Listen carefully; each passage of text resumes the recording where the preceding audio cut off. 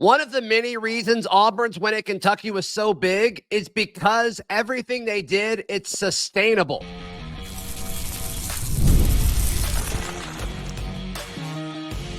You are Locked On Auburn, your daily podcast on the Auburn Tigers. Part of the Locked On Podcast Network, your team every day. Yes, welcome on into Locked On Auburn, your daily Auburn Tigers podcast. I'm your host, Zach Blackerby, and thank you so much for making Locked On Auburn your first listen every single day. Today's show features a conversation with our good buddy, Ben Taylor, host of Auburn Opelika this morning on News Talk WANI. We talked about why the Kentucky win was so important, and we also touched on a few interesting things that Payton Thorne said on his appearance on the next round on Tuesday. Zach, I did get my wish. We did win one of two out of that road stretch that took place. Sure. Not the one of two that I called that would happen, but still, I'll take it nonetheless. So, yeah. It's also kind of amazing how, like, if Auburn would have gone 2-0 in that stretch, which they were just plays away from doing, like, the whole vibe is totally different. I mean, yeah, every play matters, obviously, but, you know, Auburn's been so close in all these games. Like, people, I mean, it's kind of easy to forget how close they are to having a totally different season if one or two plays go different. But that's why you play all the plays. All the plays matter, but it is just kind of wild to think about how close this team really could have been to something special. Well, and I think that's where a lot of frustration comes in with a lot of fans. question. Yep. And they rightfully so. They have a reason to be frustrated because, you know, Freeze has said, and, you know, we say here, it was the win sustainable. Yes, with that recipe of what took place right. The second, third, and fourth quarters of that ball game, I believe so.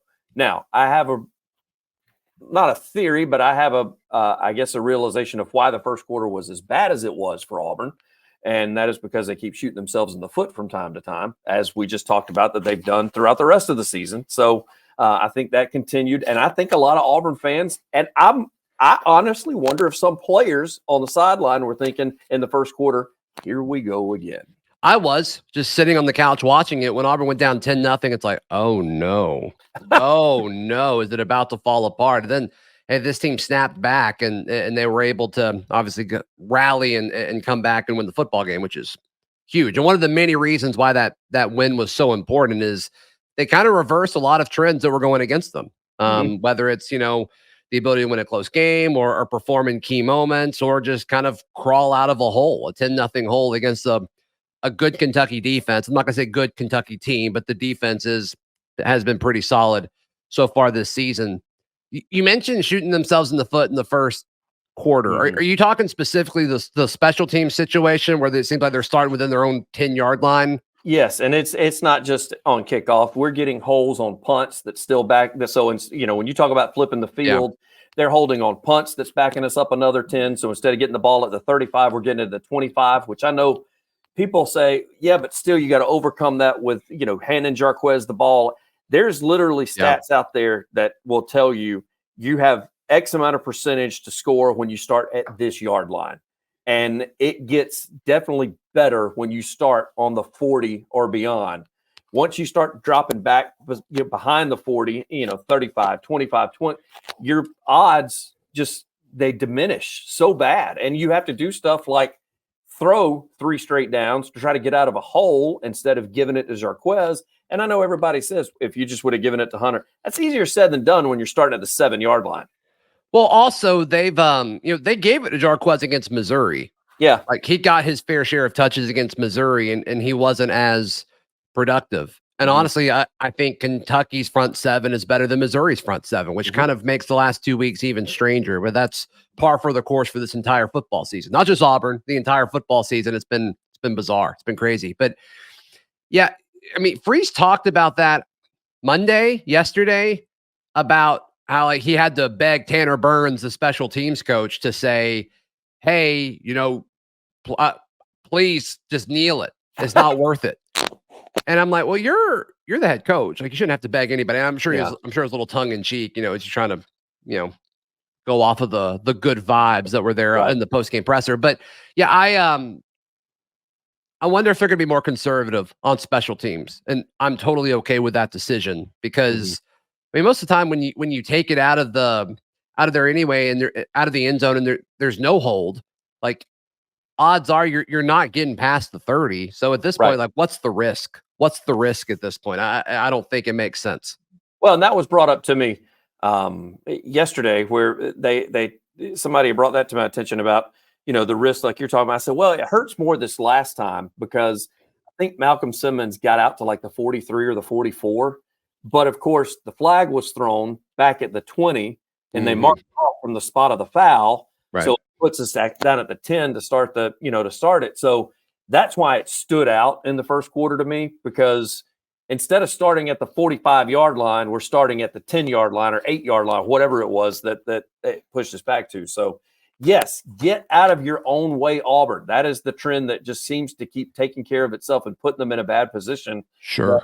And because everybody always wants to talk about turnovers. And you mentioned Jarquez, and I saw a funny stat yesterday that just shocked me, because everybody says, if Jarquez just hold him to the ball too. He's lost one fumble in the last 8 ball games. Now, he has fumbled. He's either recovered or Auburn recovered it. So he has put the ball on the ground, but because people go, well, he doesn't touch the ball 25 times because he's likely to put it on he's really not. No, that's not why. That's not why. He's really likely to put it on the ground. Yeah, I don't think this coaching staff is too concerned with the ball security of Jarquez Hunter. No. Were they concerned of that maybe earlier in the season with other running backs on the team? Possibly. Yeah. But it seems like they've really put an emphasis on limiting turnovers, and for the most part, they have. Payton had that one against Kentucky, and Freeze blamed or kind of put some of the blame on Malcolm Simmons. I don't know. Unless we have full context on that, we can't fully know, who that's on. So we just got to trust the head coach in that situation. But yeah, to me, I think what they did against Kentucky is sustainable because of how good Kentucky's front seven is. I think what they did against Kentucky on the road, I think there's a really solid chance they're able to do it against Vanderbilt at home. Now, Vanderbilt's offense is way better than what Kentucky's fielding on offense. Right. I don't think there's any question there, but I'm usually hesitant to say, anything revolving like transitive wins in college football. Like if you did it against this team, then therefore you can do it against this team because that team is better than the other team. I don't really like that. But I do think when it comes to Auburn's identity or pursuit of an identity on the offensive side of the football, it needs to be Jarquez Hunter. And I don't know how you can't have some historic game like he just did, the 4th best rushing game in Auburn football history. I don't know how you can't build your game plan around that moving forward. Yeah, against every team that's left on the schedule, because they clearly have proven that he can. And I told you, we've said this off air before. My hope, it's a lot, but I think Jarquez should run the ball 25 times and they get 5 other touches, whether it be screen pass, whether it be flare outs or check downs to the outside, whatever it may be. I think he needs to touch the ball 30 times, 25 of which 30 times. 30 times. That's a little high. High. And I've even heard, as on our sister station, ESPN 106.7, one of the guys on campus, Jacob Hillman, had said 27 for 27. He should touch it 27 times. So he did not against Missouri. He touched it 19. If he touches it 25 against Missouri and they're able to kill some clock, do you see a different outcome in that particular scenario? He had 21 against Missouri. I think he had 19 rush attempts and then 2 receptions. I think. Yep. So 19 rushes. So if it's 25 to 30 in that game, or are we talking about a different outcome? I don't know. I think he can harness that. I think he can. I don't think he's going to get worn down with that either, by the way. The way he's built, you got to think he's going to be able to shoulder more touches if need be. So I'm not saying don't give it to him 30 times. I'm just saying that's a lot. That's a lot. 25 I'm more comfortable with, for sure. So we'll see. We'll see. Hey, if the game's close and they need to keep control of the football, whatever. I'm sure 27 can carry it. No question about it. All right. Hey, Payton Thorne joined the next round. Interesting thing. He was asked about what if Hugh Freeze wouldn't have been able to coach on Saturday. Thought his answer was interesting. That's coming up right here on Locked On Auburn. Today's show brought to you by our friends at FanDuel. FanDuel is America's #1 sports book. Ben Taylor, can you imagine using any other sports book? No, and jump on Auburn right now. Yeah.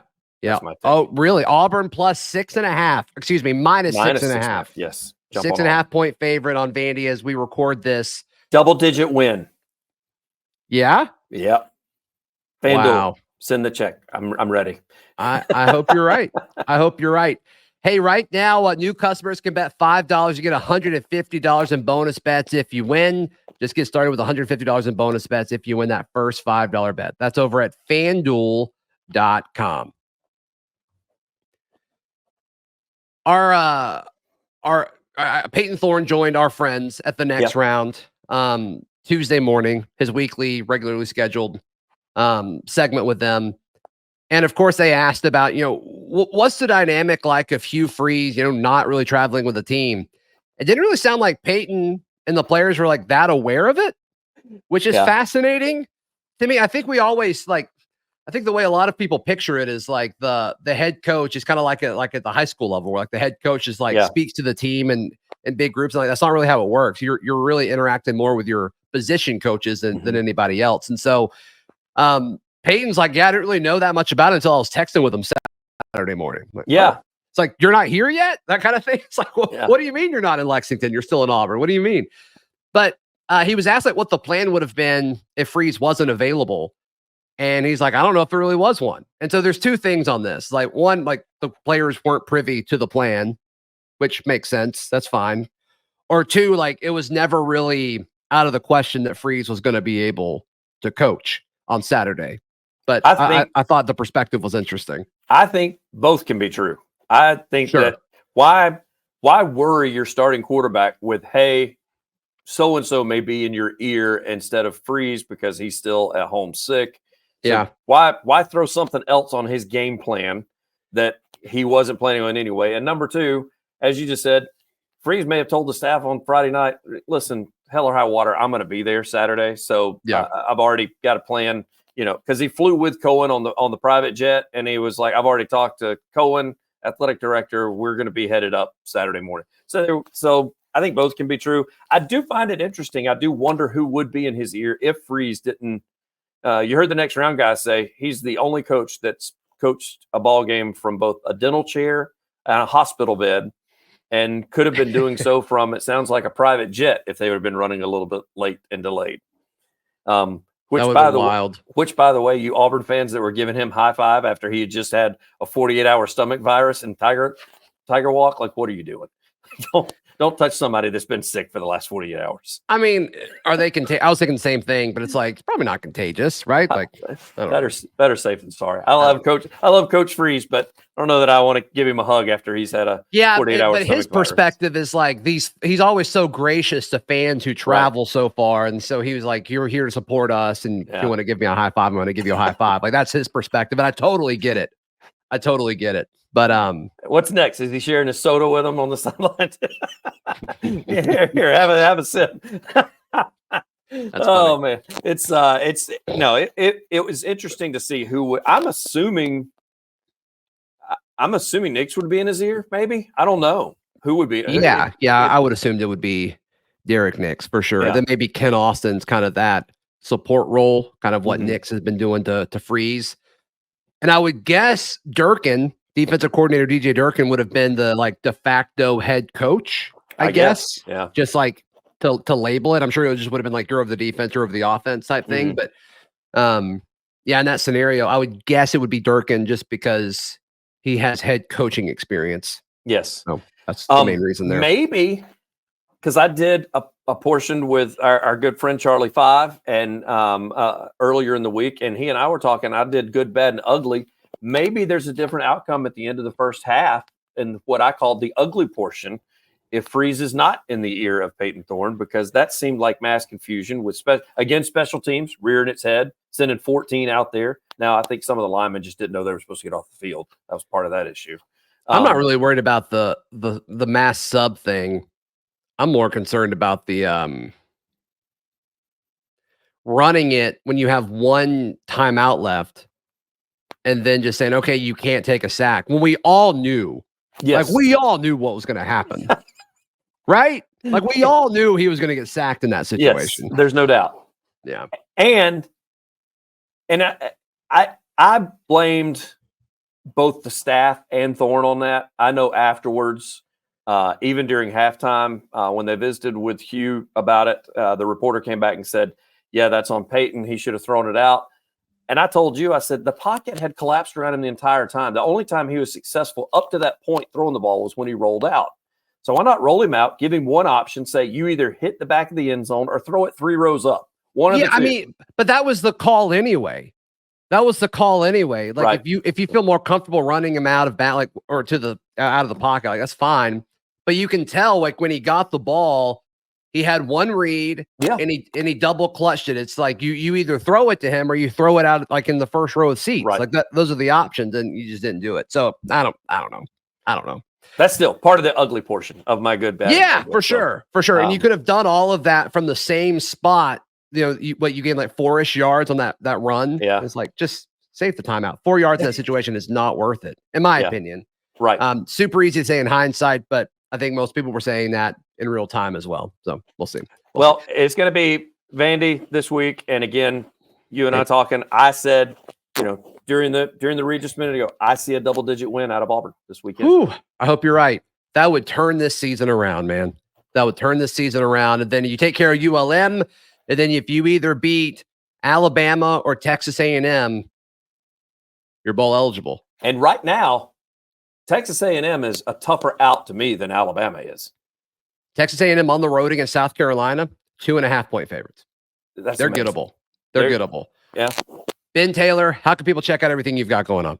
Auburn Opelika this morning, News Talk WANI. Go to aunetwork.com, click on that WANI logo. We do a show each and every morning, 6A to 9A, and we do sports at 7:10. So join us for that, as you can hear guys like my man, Zach Blackerby, Charlie 5, who's a friend of the program. He's like Daryl Dapprich, Double D Mondays. You've stolen all of my guests. You have Lindsay on? Nope. All right. Almost all of my guests. Hey, please like the video. He's on Jacob's show, by the way. He is on Jacob's show. Yes, Jacob Goins' show on the line on ESPN 1067. Hey, please like the video. Please subscribe. We'll see you next time. This has been Locked On Auburn.